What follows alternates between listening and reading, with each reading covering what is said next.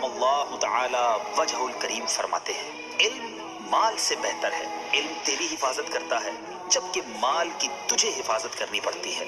علم حاکم ہے اور مال محکوم، مال خرچ کرنے سے گھٹتا ہے جبکہ علم خرچ کرنے سے بڑھتا ہے۔ تو خرچ کر پڑے گا یہ نہ کم ہو مال کی طرح، تو خرچ کر پڑے گا یہ نہ کم ہو مال کی طرح، مال کو سنبھالتا سنبھالے تجھ کو علم ہے، مال کو سنبھالتا سنبھالے تجھ کو علم ہے۔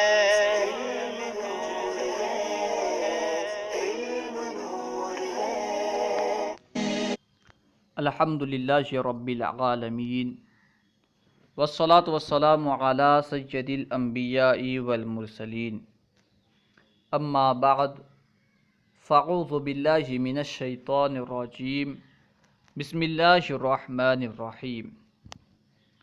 آج ہم انشاءاللہ عز و جل بلاغت کوئز شروع کریں گے۔ فصاحت و بلاغت کوئز۔ سوال نمبر 1، فصاحت کا لغوی معنی کیا ہے؟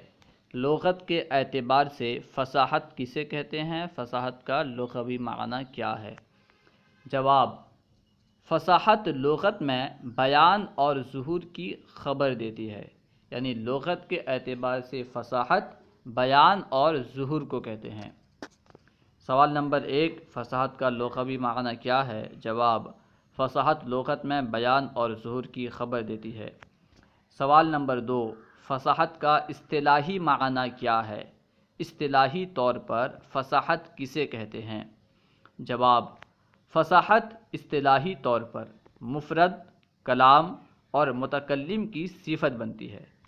فصاحت جو ہے یہ اصطلاحی طور پر مفرد کی، کلام کی اور متکلم کی صفت بنتی ہے۔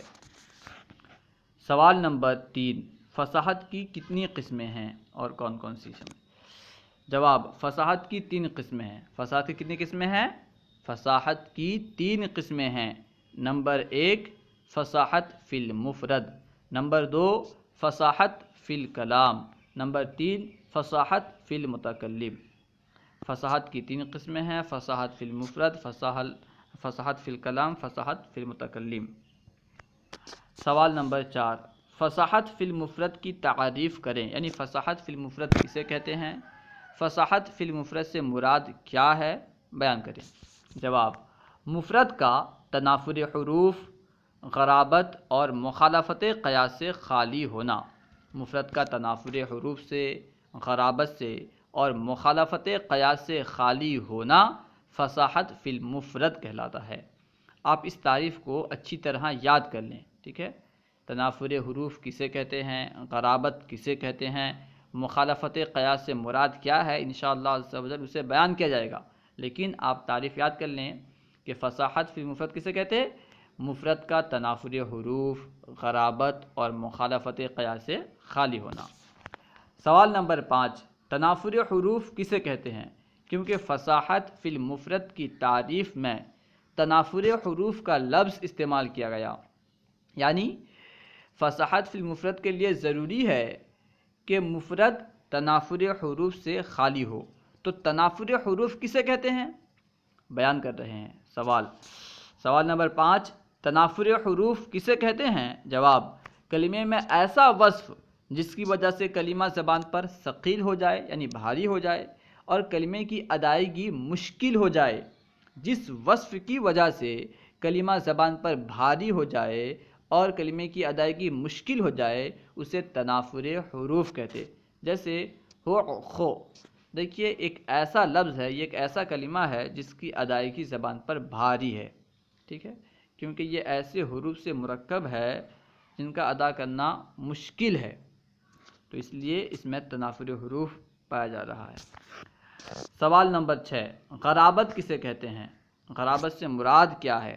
جواب، غرابت یہ ہے کہ کلمے کا معنی ظاہر نہ ہو اور عام استعمال میں بھی نہ ہو، ٹھیک ہے؟